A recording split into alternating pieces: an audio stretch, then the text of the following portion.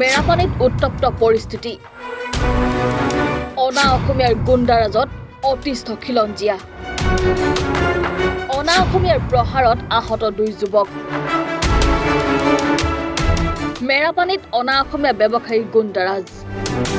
মৰিয়াই আহত কৰিলে 2 যুৱকক এই ঘটনাক কেন্দ্ৰ কৰি মেৰাপানীত এতিয়া উত্তপ্ত পৰিস্থিতি কেইবাটাও সংগঠনৰ প্ৰতিবাদ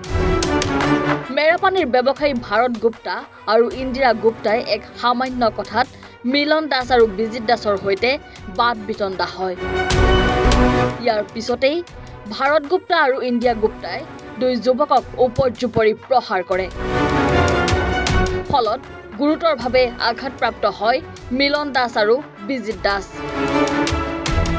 2 আহত যুৱকক মেৰাপানীৰ চিকিৎসালয়লৈ অনা হয় যদিও উন্নত চিকিৎসাৰ বাবে গোলাঘাট কুশলকোঁৱৰ অসামৰিক চিকিৎসালয়ত ভৰ্তি কৰোৱা হৈছে আনহাতে ঘটনাৰ মূল অভিযুক্ত ভাৰত গুপ্তা আৰু ইন্দিৰা গুপ্তা সহ আন 2 জনক আটক কৰিছে আৰক্ষীয়ে চাওক খিলঞ্জীয়াৰ ওপৰত যি ধৰণে এই অনা অসমীয়া ব্যৱসায়ীসকলে যি অত্যাচাৰ চলাই আহিছে এয়া সমগ্ৰ অসমৰ ৰাইজে অৱগত হয় কিন্তু ইয়াৰ পৰাও খিলঞ্জীয়া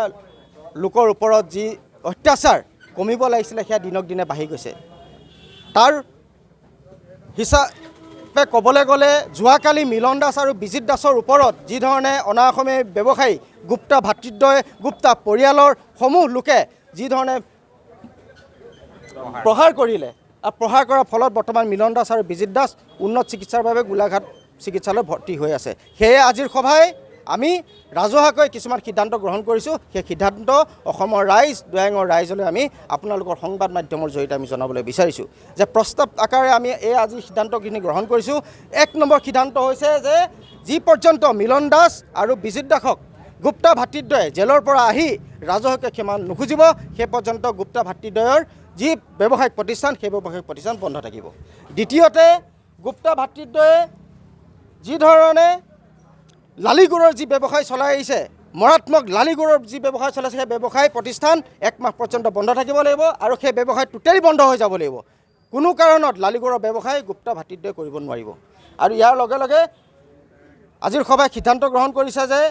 যিসকল অনা অসমীয়া ব্যৱসায়ী আছে সেই ব্যৱসায়ীসকলে খিলঞ্জীয়া লোকৰ মাটি কিনিব নোৱাৰিব যদি মাটি কিনিবলগীয়া পৰিৱেশ সৃষ্টি হয় তেতিয়াহ'লে সমূহ দল সংগঠন খিলঞ্জীয়া ৰাইজৰ অনুমতি সাপেক্ষে কিনিব পাৰিব তাৰ উপৰিও আজিৰ প্ৰস্তাৱ লোৱা হৈছে যে যি ধৰণে